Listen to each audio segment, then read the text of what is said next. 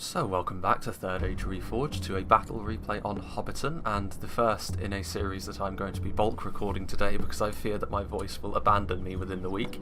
But yes, so we're on Hobbiton. This is the first time I've shown Hobbiton on this new patch, I believe. I might have shown... No, actually I didn't. That was on the previous patch. So yes, it's the first time Hobbiton will be shown with the 0.95 mechanics by me anyway. And it is technically a siege battle, of course. We've all seen this map before. It is... Instead of a walled settlement, though, it is basically a very superior position-based siege. So you have obviously the big hills and the choke points that you can funnel the attackers into, but it is actually quite a difficult place to defend, particularly on this flank, I find, because there's so many avenues of attack that the defenders have to cover, and it's often on this side where the defenders start to fall apart first, whereas over here they do have the trees and they do have some natural choke points they can use to their advantage, and of course the very severe hill that the attacker at the back has to deal with. So it is going to be 3 Cardlan armies on the defence, so let's go through their armies all at once, starting from over here and heading across. So they do have some cavalry, which they're going to need to utilise very aggressively, because if they get bottled up within the settlement, they're going to be next to useless. So we have some Tharbad riders. They've got a very high charge bonus, although they aren't the best in sustained melee, so you do need to keep them moving. And then just in behind here, we have some Dunedain commanders with the armour upgrades. They've got their full plate, which is nice to see. And they aren't the multiple HP variant, that would be the Royal Court, but the Dunedain commanders are still a very accomplished Lancer cavalry unit, similar in many ways to the Serpent Guard, as I've mentioned before. Obviously, as it's going to be 3 Cardlan armies, the crossbow action is going to be quite severe, so we have some Minas Tirith sharpshooters, which can double as mace men in melee, which could potentially be very useful against the attackers that surround them on all fronts. And then over here, a very well-crafted front line from Gefos over here, who has got some Minas Tirith spearmen and some Greenwatch Garrison footmen together. Going to be very difficult to punch right through the middle of them, but they do need to be careful that they don't get outflanked. They do have some reserves back here. I think this is some more crossbows, in fact, so yes, some more sharpshooters. So he's got a decent front line here, and he's also got some Dunedain rangers. Again, rangers in this sort of situation can be absolutely invaluable. There are some people that have suggested maybe they need to be toned down a little bit. And I think that that's going to be coming in the shape of a minor ammo decrease in the hotfix, which is upcoming, but nothing too severe in terms of nerfing them, because they won't be able to do the same levels of damage against higher tier, more armoured units as they do against lower tier troops, and oftentimes in an outnumbered siege like this, you're going to need your rangers to do a lot of heavy lifting with certain factions. Cardlan especially, who may be a little bit more susceptible to breaking on the front line, particularly with units like the Mercenary War Chiefs, who don't have the highest morale. Cardlan in general need to have units that encourage them nearby, because it is one of their Achilles' heels. We also have some Minas Tirith swordsmen here at the front from Alaki Hussar, so he's also going to be one of the defenders. And then we've got some Royal Court of House Thorondor, so Gandalf the Grey's unit. You can see him over there in the background. This is the multiple HP Lancer, essentially very similar to the Black Serpent bodyguard from Harad. And again, they're going to need to be used very aggressively. They're not going to be the best at taking arrows in the back, because they're not the most well armoured. But they should at least be able to last with that 2 HP. HP makes units very, very resilient, of course. We've got some more sharpshooters and some more spearmen. The crossbows are going to be difficult for the defenders to get past. Obviously, we've got a trebuchet. We also had a catapult just back over there. More mercenary war chiefs. The trebuchet's got a perfect position to fire down into Flavemore's army over there, but we'll get onto that in a moment. Some Hearthguard of Amon Sul, very, very resilient archers indeed, and they can double as multiple HP spears in melee. Definitely what Cardlan are all about. They've shifted quite dramatically from what they used to be as Eriador, when they used to be all about avoiding a grindy fight, but now Cardlan, with their armour and with their heavy duty units, they can definitely engage in such things. More Greenwatch Garrison footmen over here. They do need to be careful they don't get buckled, but they do have infantry ready to back them up in the shape of these swordsmen. More units of swordsmen as well, and some spears to the side. We've got some more Tharbad riders from Jack Daniels, so he's going to be the other player that's going to be on the Cardlan defence. Most of these units are going to be similar, however. We've got some more Hearthguard of Amon Sul down here. And then as we move into the centre of the settlement, we've got some Menotar Romen Guardians from Gefos over here. Of course, fantastic anti-cavalry unit. They've also got the armour upgrade, but they can also be used to take on heavily armoured infantry, of course. And then the Tharbad Warhammers, the frightening shock unit that Cardlan have available to them. Not many Kingdoms of Men have actually got a multiple HP armour-piercing shock troop, which is interesting that Cardlan have that. Very similar to the Witch Realm Hammers, only not quite as good as I've mentioned before. The Wardens of Tyr and Gothrad are often quite an important unit for Cardlan on the defence, because they are one of those units which can encourage the lower tier units around them, keeping Cardlan's low morale units in check. And then down here we've got some more Mercenary War Chiefs. They've got quite a heavy core of these Mercenary Swordsmen. And then as we move into the trees, I believe this is going to be more of... Yeah, we've got some more Swordsmen over here. Basic Swordsmen, which will be able to do a lot of heavy lifting against lower tier Orcs, but they will start to fall apart in the shape of higher tier units. in the face of higher tier units, I should say. We've got some more sharpshooters on the hill as well with a very nice position, and another trebuchet, both of which are pointed down at Flavemore's army. So we'll go and have a look at his first and then cycle around to the green player who sent me the replay. So the Fat / Flavemore, who's playing as the Orcs of the Misty Mountains once again. We have a front line of Heavy Goblin Spearmen, which is a very good choice against Cardland because they of course have the armor piercing. They may be just a basic spearman, but having that armor piercing makes them very, very useful. They are arguably the most important unit in the Misty Mountains roster. Misty Mountains are also getting some changes in the upcoming hotfix. That they have, at the moment, they can field so many fear-causing units that they can be a real terror to certain factions, but some of their units will be having fear taken away from them, and also the White Uruks Fearmongers will be limited to 1, but other than that the Misty Mountains will be relatively unchanged. But yeah, the Misty Mountains are quite strong actually in the current patch, which took me by surprise. So we got some Heavy Goblin Halberds. Well, it took me by surprise in the fact that there were periods during testing in which they weren't so great, but they have really come into their own later on. We've got a big front line of Heavy Goblin Halberds here with spears on either flank. Again, the Halberds will be good as long as they don't just get focused down by the crossbows, because obviously, and the archers, because you know, if they get into sustained melee against some of the heavily armoured Cardland troops, they can do some decent work. Heavy Goblin Crossmen as well, so Misty Mountains will be able to field their own crossbows, but they will need to get into range, otherwise they will just be cut to pieces by the Cardland skirmishers. And then over here we have some Heavy Goblin Archers as well. Back here we do have 2 units of the White Uruks Fearmongers, which are an incredibly strong unit in the current patch actually. They are quite reminiscent of, I wouldn't call them like the same as Fountain Guard, but they are in that sort of vein. They can do a lot of heavy lifting in melee if they are left unchecked. They don't have quite the same presence in melee as the Fountain Guard, but you can picture them as being sort of a lesser variant of the Fountain Guard, if you will. And I believe they actually cost the same as the Fountain Guard, or at least a very similar amount, so it does make a certain amount of sense. I think that this unit will be moving to Dol Guldur when they are added as a faction, though, so it won't be something that the Misty Mountains has forever, rather akin to the Blackwatch Legion, unfortunately for them. We have the Goblin King's Bodyguard, which is the General's Bodyguard back here. No trolls actually, but we do have some Bolg champions and 2 units of Warg skirmishers and some Black Uruks. The Warg skirmishers could be very useful, and the Bolg champions to deal with the roaming Cardland cavalry, of course. Having a look over here, we have Boyd playing as Harad. We've got some Trollmen of Harad and a catapult. Trollmen need to be careful they don't get charged down immediately by the cavalry. But over here we also have some Southron Warband. Southron Warband, very similar to the Heavy Goblin Spears. They have that slight armour piercing that they are afforded, which means that they are a very, very good mainline chaff unit, particularly against a heavily armoured faction like Cardland. Haradrim Spearmen less so, obviously they're just straight up fodder. And we also have the Southron Pikemen, which again, I really should nail down whether or not these guys are armour piercing once and for all, because I believe they have lower stats, but they are AP. And obviously pikes already have fairly low stats to begin with, but even so, having pikemen will be very useful against a lot of the Cardland troops to keep them at arm's length. Muhard warriors, so some basic troops back here. Harad have almost certainly got some hidden units as well, which I'm going to have to keep an eye on later on in the battle. They've probably got some Hashari, for example. We've got some Dismounted Serpent Guard, some Trollmen, Demons of the Desert, maybe around here somewhere. Is this them? And note, this is the Champions of Neferat, which is the General's Bodyguard unit. Very, very powerful arm-piercing shock unit. Again, going to be useful against the Cardland infantry, should it be allowed to get into a sustained fight with them. Some more Serpent Guard over here. Some Muhard Beast Tamers and Berserkers, and some Haradrim Spearmen. A very, very diverse army here from Boyd. And he has also got some cavalry in the shape of these Black Serpent Bodyguards, which will essentially go 1-to-1 with the Royal Corp House Thorondor, so affording Cardland no cav advantages. Then we have Queen K playing as Umbar. We have a Ballista over here, which again could be very useful at sniping out the 3 pieces of artillery that Cardland have on their hill. Also some Belagire archers, which are fantastic in a skirmish fight. That's really what Umbar are all about. They don't do a huge amount of damage with their archers, but they can absorb a great deal of pressure, and is one of the real feathers in their cap. It's quite a similar way of doing things, rather unsurprisingly, to Gondor, who of course they can trace their lineage back to. Some mounted Númenórean Shield Guard as well. I think that this will be able to go 1-to-1 with all of the cavalry that Cardland have quite comfortably, except maybe the Royal Court, if the Royal Court get a charge off because of that multiple HP, but even then I would be worried for them. Some Númenórean Shield Guard as well, again a very tough, tanky unit. We also get to see the Harbingers of Castamere in action. This is such a good looking unit, in addition to the Warlords behind them. A note on the Warlords, actually, they will be the only thing in Umbar that will be affected by the hotfix, because I think that they have a lower armor value than most of the other knights in the game, but unlike the Haranadine nobles, they have nothing that really makes up for that, so their armor value will be getting increased, so that'll be nice for them. We've also got some Abrazanim Narduzagar, which will be pretty good against any lower armor units they may have, and some fantastic I love the Castamers chosen. They might be my favourite looking unit in the game at this point.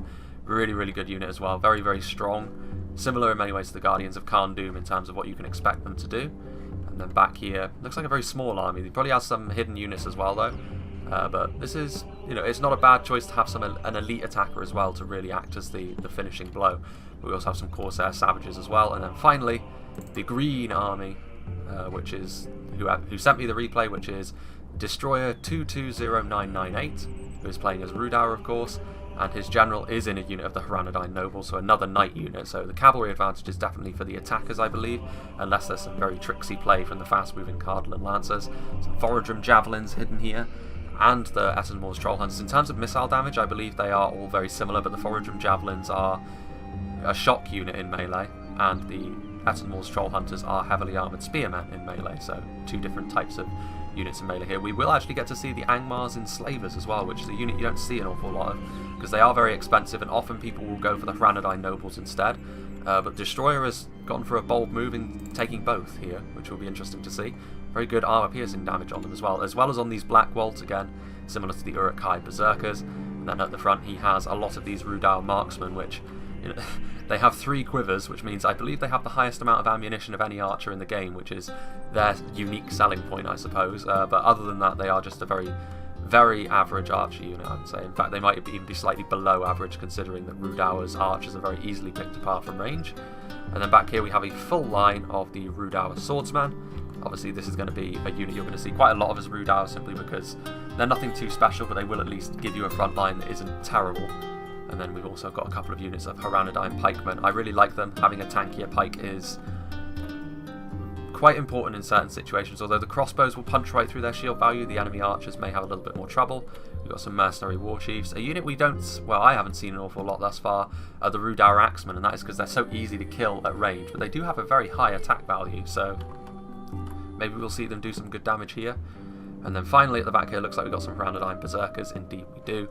They only have 2 volleys if the unit is full, but when they get into melee as well, they're a very powerful unit in addition to that. So I think Rudauer will actually be the first ones to come under attack if we sort of get up to the top of this hill. This is only an 18,000 frame battle, so I doubt that the attackers will be hanging around. They will probably be moving in with all haste.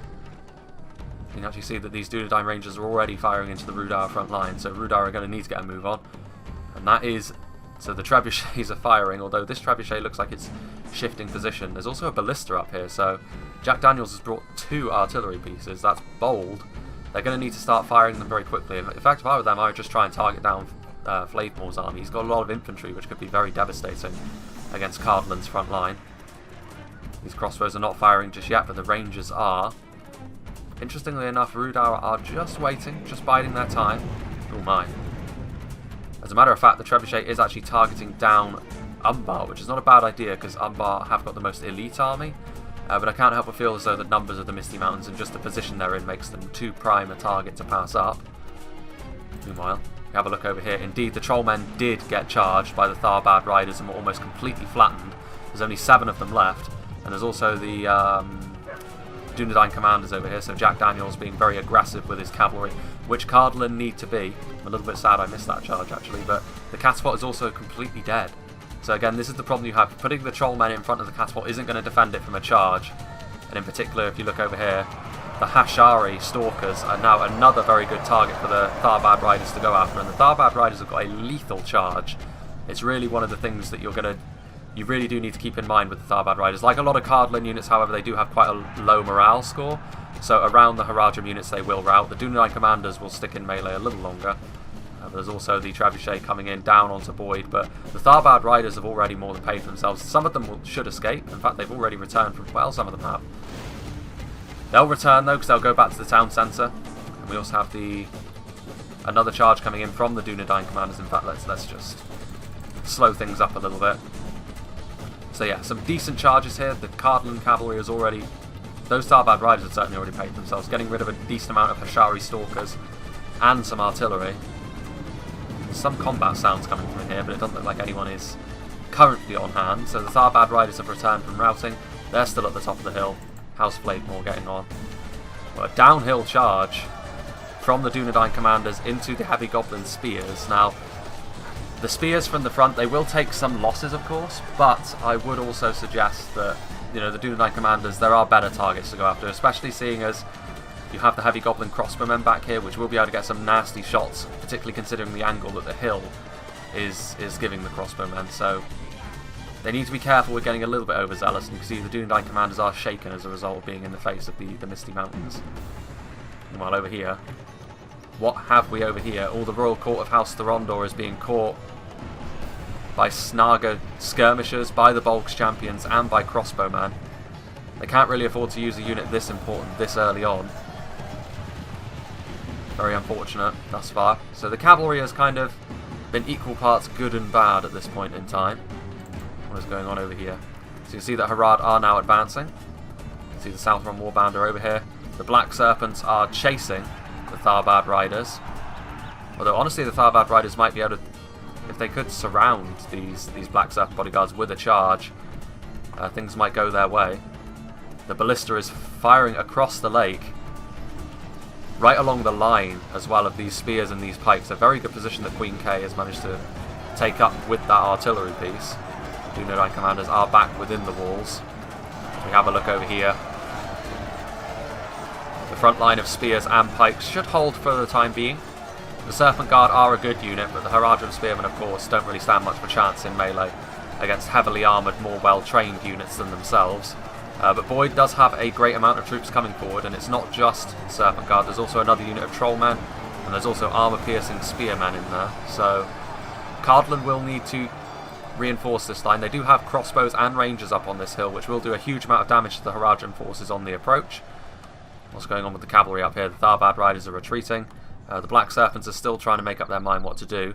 But it looks like Rudauer are also in combat now, and Rudauer coming forward in force with the Rudauer swordsmen.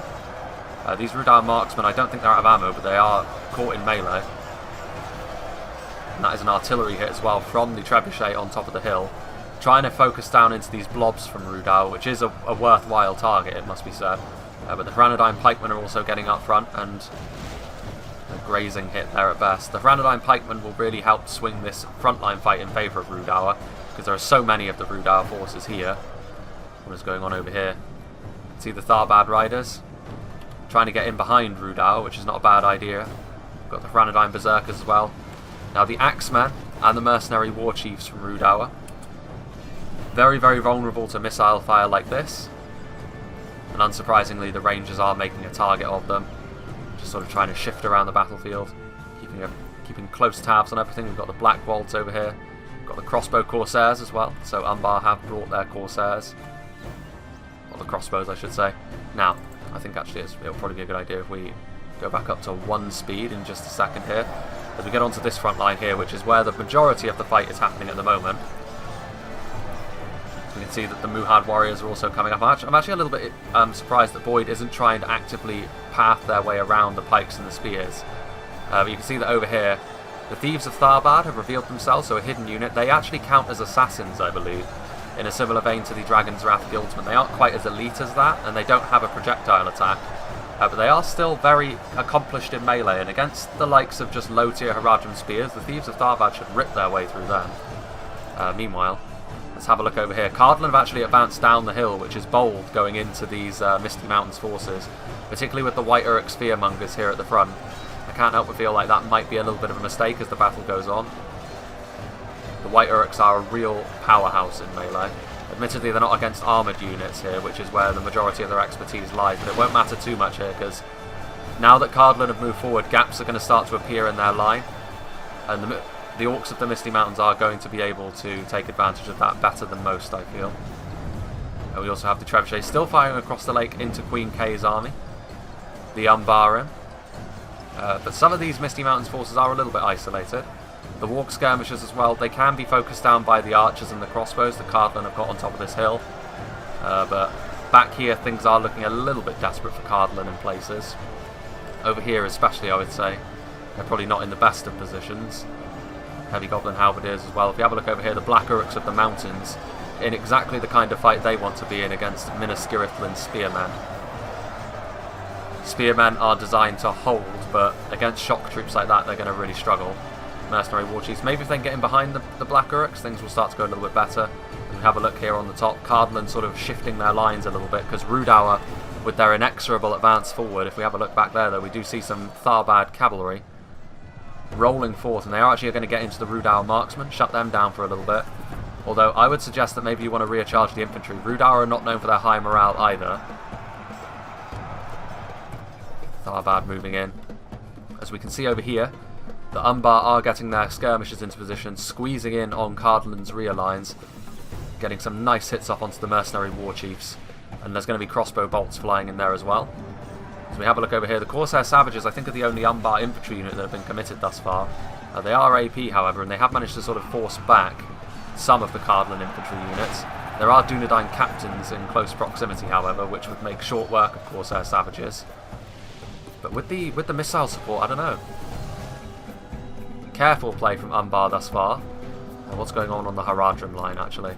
We have a look over here, we can see that the Miniskirithan sharpshooters are in a fantastic position, and with the Rangers, I think Boyd really drew the short straw here, because he took the initial cavalry charges and he also took the ranger and crossbow fire without much cover at all as he advanced. He does have the Hashari Stalkers, which are rangers themselves and have been doing a decent amount of damage to the Dunedain, it seems. But Boyd has taken some losses, and also from that announcement, we can tell that Rudauer have actually lost half their army, and the Dunedain commanders charging down the hill. Rudauer swordsmen pursuing back down the hill.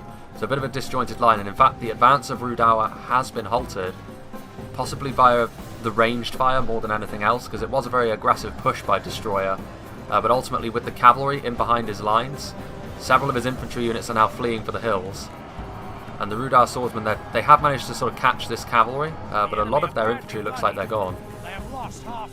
The Royal Court of House Thorondor is also over here now as well, running down the Rudauer marksmen, who are not going to be able to withstand that for very long. You can see that they are impetuous, in fact, but they were shaken just a moment ago. And also a nice Rudauer blob for these Royal Courts to get into. So now, perspective shifts to the rear lines to see how the Misty Mountains are getting on, and Cardland look like they're actually turning this fight around as well. It looked a little bit dicey for them initially, with how they were chasing the Misty Mountains down the hill. But with their ranged expertise, with their crossbows and with their archers, it looks like they've managed to punch holes in the Misty Mountains lines. That flanking also... There goes one of the Cardland generals at the hands of the Black Serpents. But a combination of the ranged fire and an aggressive push from the side with Dunedain captains and other shock troops, the Misty Mountains are in danger of being enveloped here. I mean, they do still have some wargs, but some is the key expression there. If you have a look up here, the warg skirmishers have been able to sort of try and get in behind the lines, but they're going to be immediately shut down by the Royal Court, and they're shaken because they're so close to all of these Cardland units. Over here, the Misty Mountains were looking like they were going to break through, and in fact we do have some Blackback Berserkers over here, which are up against Spearmen, so they're going to melt the spears in sustained fighting. Hearthguard of Amansul, but the rest of the Misty Mountains army is struggling, and it might come down to Umbar's elite units to try and pick up the pieces here, because all three of the other attacking armies are still in the fight, but they're going to need the support of those elite Umbarim. The champions of Nafaret are in behind the line. They're going to be able to get into the catapult crew, which, needless to say, the catapult crew is not going to last long in melee with them. Having said that, the crossbows have merely shifted their perspective to the champions of Nafaret, which is going to be a very good target indeed. As we can see, Umbar is advancing, but the front line of Cardland has held against the Haradrim advance. However, Umbar is now coming forward in force with crossbows, with archers, and with elite melee forces, and the Wardens of Tir Gothrad are a little bit out of position here. They're not going to be able to stay in formation against everyone. They're going to try and get into melee with the Numenorian Shield Guard, but there's nothing to stop these crossbows from simply shooting them in the back, and that will be a very unfortunate loss for Cardland. Pikes like this in the late game, if you're just covering a single choke point, if you're just trying to cover the town centre, could well be invaluable. And yeah, the crossbows are immediately going to be shooting into the backs of the Wardens, and they're already wavering as a result of that. Mounted Numenorian Shield Guard are coming forward. I can't help but feel as though I've missed the Umbar cavalry being used. Now we can see the Castamir's Chosen advancing up the hill that Rudauer used to advance up. And they should be able to beat the Mercenary War Chiefs, although there's still more ranged fire being poured into them. Let's turn down the speed a little bit. More ranged fire from the Miniskirithan sharpshooters. The Cardland crossbows have really been the crux of their defence thus far. But that may come back to bite them in the late game. They might not have enough infantry to hold back every single avenue of attack. And the Abrazanim, Narduzagar and the Harbingers of Castamere are a very, very strong powerhouse of infantry over here. Rudauer still have units as well, apparently. There's still a lot of green on the radar anyway. If we have a look down here, Franadine Pikemen and Rudauer Swordsmen fighting as one. And it looks like they're going to be victorious in this little pocket over here. The Angmar Enslavers are also over here by the looks of things, although it doesn't look like there's many of them left, which is very unfortunate. There's some Rudauer Swordsmen that are way over there that are presumably returned from routing. Some Tharbad Warhammers are awaiting the attackers at the top of this hill, which is not great for them.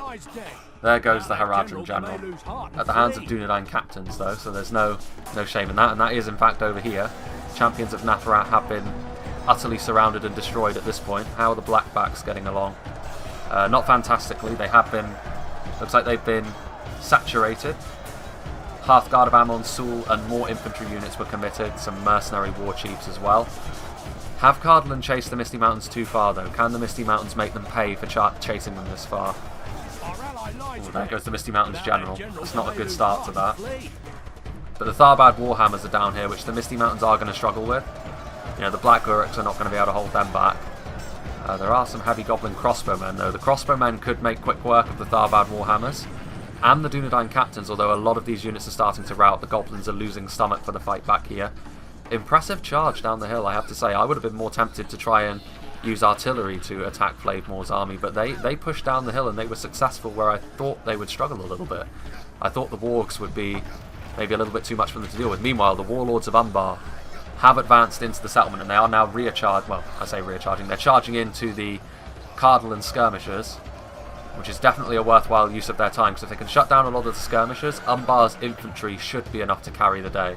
I don't think Cardland have got the level of infantry they're going to need to carry the fight. There's a lot of Cardland infantry over there, though. In fact, we may as well go back up to 1 speed. The Castamere's Chosen are going to be easily able to beat them in Iskirith and Spearmen. They're already looking like they're going to rout. I say that, though. Sounds like they just took some rear shots. Some Abrazanim Narduzagar backing up the Numenorian Shield Guard. There are these Dunedain captains over here, which they could really do with surrounding. There's also some sharpshooters in there, offering their maces to the fight. The crossbow corsairs are being picked apart, but they've already done a fair amount of damage. This sort of flanking attack is coming over from Cardland. Now those are just regular spears, so there's nothing elite in there. The Abrazanim Narduzagar, but with the ranged fire, with the archers and the crossbows, the low armor Cardland units should break, and then they'd have to rout through the Abrazanim, which is not going to be good for them. Meanwhile, the Belagair archers, they might actually cap the town centre here, which would be... That would be a real conundrum for Cardland, because they're already committed on so many fronts that I'm not sure they'd have the resources to come back and deal with that. Rudauer marksmen still firing in over here, trying to focus down the Wardens of Tir and Gothrad, helping out the Abrazanim Narduzagar. There aren't many Harbingers left, though. The crossbows have really done an awful lot of work, but I think by now Cardland are going to be running low on skirmisher ammo, so the question remains whether they've done enough damage. Very, very close so far. But now Umbar have managed to cap the town centre. So 4 minutes for them to try and regain command. Well, they've lost control of it. And I think with the Dunedain captains here, they will be able to maintain that. There goes one of the Cardland generals at the hands of the crossbows. In fact, let's go and have a look down here. Franadine nobles are still alive. Now that could be a very key unit in the late game as well, because stopping them without crossbows or a decent position to try and funnel them into your pikes, the charges they will offer you are going to be very severe. Getting into those mercenary war chiefs probably going to break them. And the Misty Mountains have actually technically won down here. The Tharbad Warhammers either retreated or they lost. Yes, they did. They retreated.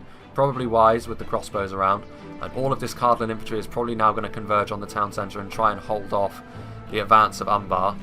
Now over here we can see the Menotar Romen Guardians are going to receive a charge from the Haranadine nobles. But in sustained melee against the Guardians and the Hearthguard of Amon-Sul, you can see that the Franadine nobles took several losses there. That one's still stuck, in fact. There's a Plague Doctor in there. But yes, this is definitely not the sort of unit the Franadine noble wants to charge. I think the Guardians are out of ammunition. They want to be going for something like the Tharbad Warhammers if they can possibly help it. So they're now going to be converging on the town centre as Umbar rushes forward. The Belagair archers making a play for the town centre. There's also the Etenmoor's Troll Hunters, which still have ammunition. The Rudauer Javelins could yet be a very key feature in this fight. The Cardland Ballista still has ammunition as well, though. Very, very close. The attackers are ahead in terms of percentage of kills, though, which is probably a good thing for them, because I think Cardland, now that their skirmishers are starting to run a little dry, I think that the javelins and the skirmishers from Umbar and Rudauer down here are going to be a little bit too much for them to deal with. We shall see.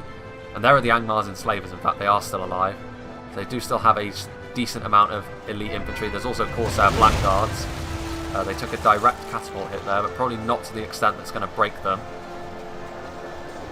And they're going to be throwing their javelins into the vast bulk of the Cardland infantry. Just thinning out their numbers at this point will probably be enough to secure victory for the forces of evil here. These Angmar's enslavers finishing off what's left of these Dunedain captains. I am impressed with Cardland's defence, though. Oh, a nice hit there on the Etenmoor's troll hunters. The crossbow corsairs still have their crossbows out, so they might still have some ammunition, although they've been shooting for quite a while. Minas Tirithland spearmen getting into the Corsair Blackguards and preventing them from firing their payloads. There are 2 units of them, however. The sharpshooters over there looks like they're going to be victorious against the Hashari stalkers. So every army is still in play at this point, although with how healthy Umbar are, I think that the attackers probably have this. And with the javelins back there, there's such a heavy javelin corps that Cardland are kind of having to advance into all of this mess. There goes the Rudauer general, though, at the hands of the Guardians and the mercenaries. The crossbow corsairs being accosted in melee now. They don't really have much of a choice here. Oh man, that artillery is doing some heavy lifting, but that javelin fire from the Etenmoor's troll hunters is so brutal. The ballistas slowly shaving away at the Belagair archers. Probably not the most important target. I'd be going after the troll hunters. Oof. That is, I think, Umbar's general. Interesting. These Abrazani Narduzagar have chased a little bit too far. Tharbad Warhammers, Dunedain captains and Hearthguard of Amon Sul, but there's the javelin volley, carving into the Cardallan infantry. And the Angmar enslavers are going to be moving in from the side over here. The mercenary war chiefs trying to sort of prevent their advance. Belagair archers that are out of ammunition. This is still very close, however. I mean, the artillery with one good hit. Oh no, the artillery's gone. The Corsair Blackguards getting into the catapult crew, and Gefos's catapult is going to be gone. I mean, they are trying to run away, but they're not going to be able to remount the catapult at this point. And if the Corsair Blackguards still have ammo, they're going to be able to fire into the back of what remains of the Cardland forces. The ballistas still trying to fire as well. There's some Tharbad Warhammers on the top of that hill over there. What's going on over here? The Etenmoor's troll hunters trying to reposition so they can continue firing their javelins. Angmar enslavers here on the front lines. They will be able to go toe-to-toe with the Tharbad Warhammers, and I think the Warhammers have already taken some heavy losses from the troll hunters. Indeed they have, attacking downhill into the Corsair Blackguards. What's going on back here? Indeed, the Blackguards getting into the ballista crew. Minas Tirithland sharpshooters are routing and broken. The Hashari stalkers, only 4 of them left, but they are still pursuing. That might be all that's left of Boyd's army, in fact. Well, what's going on up here? The Foragem Javelins victories, so they were the ones that were sort of flanking around over here. The Tharbad Warhammers might be able to beat them in melee, however. And there are also some Hearthguard of Amon Sul, which really need to reposition and start firing down towards the town centre, because having a victory on top of the hill is going to be meaningless if the enemies can just take the town centre. Some Rudauer swordsmen have come back as well, and I think at this point, yeah, I think it's just about getting away from the defenders, but it is going to be within that magical 10%. And I think the defenders can be quite pleased with this, because Hobbiton is not an easy settlement to defend. The lack of walls and the angles that the attackers can come at you from all at once make Hobbiton tricky to defend if the money is as you usually have it, if it's balanced for a siege. Particularly the positioning of the town centre is quite easy for the attackers to try and rush it down and force your formation out of shape. But in this situation, I think Cardland, they deserve quite a lot of credit. They took the fight to the Misty Mountains, they took the fight to Harad, and they held Rudauer initially very, very well. But I do feel as though, in the end, the elites from Umbar were always going to be a bit of a bridge too far, considering the losses they took using the tactics that they did. These Etenmoor's troll hunters are also going to get in over here. The Tharbad Warhammers fighting back to back, but they are wavering. Cardland's army looks like it's on the verge of breaking entirely. Morale is their biggest issue. cowardly foe runs. It's time to press. So that's one of the Cardland armies gone. These Hearthguard of Amon Sul getting into these heavy goblin halberds. The town centre has fallen. These Hashari Stalkers over here trying to fire into the Hearthguard. I do like the Hearthguard as well. Our men no longer command the city. Ooh, hello. Gefos' at Castle actually managed to remount with the Hashari Stalkers literally inches away from them. They managed to get a shot off as well, which is impressive, but I mean, I think that's going to be the only shot they managed to get off, because the Hashari Stalkers are going to turn around and shoot them all. And with their body piercing, and that's Gefos gone, so only one army remains, I think. And that is... Who is the final defender left standing? Jack Daniels. His Tharbad Warhammers being utterly overrun by the Rudauer infantry. Angmar's Enslavers. We're here to see how many kills they got over the course of the battle, actually. I'd be interested for that, seeing as it is from Rudauer's perspective that this replay came. The Rudauer marksmen must have got a decent amount over the course of the entire battle, despite being charged by the Cardland Lancers. Meanwhile, over here, oh dear. Hearthguard of Amon Sul is going to be... Well, actually, I think they got just out of range before the Foragem Javelins were able to kill them. I think this is just about it. I think the only unit that's left alive is this unit of Hearthguard, which is chasing down this unit of routing heavy goblins. So we may as well up the speed just a little bit to ×6, and indeed they are now turning around, so... Oh dear. The power of Rudauer's javelins really can't be understated. There's also some crossbowmen up here. And there they go. The final Cardland general falls, and Hobbiton falls with it. But a pretty decent defence, as I've said before. I think the defenders can be proud of the performance that they put in. 100 to 92 is not bad at all. Does look like, in fact, there is going to be a bit more fighting. Ah, it's up here. And it's the Trebuchet crew, of all things, fighting off against the Hashari. So Boyd, despite his rough start, looks like he's going to be able to get the final kill. So that's increased to ×2 speed. Very good fight, though. Very enjoyable. And again, I've rarely seen Hobbiton defended all that well, to be fair. I think most of the time Hobbiton is a fairly easy settlement to take in the grand scheme of things, but I think the defenders can be quite proud of the work they put in, but the attackers as well. We that were slain and defeated on the field, but fate has been kind and delivered us victory. Despite some nasty damage that the attackers took from the Cardland skirmishers, they weathered that storm and were able to persevere. So, having a look at the stats, the highest kills for the attackers was the Misty Mountains, and again, Misty Mountains are pretty strong against Cardland. I feel like the amount of armor-piercing damage they have at the low tiers, and also the fear that they can currently instill, is not good for Cardland to try and deal with. Boyd had a rough time early on, but he managed to recover quite well, using what was left of his army to support his allies' advance. And Umbar kept their army in reserve to the point that they had the elites for the end. And despite the fact that some of their elites got focused down, Cardland didn't have enough ammo to deal with them all, particularly the javelins and the crossbows late on. Let's have a look at the stats from Rudauer.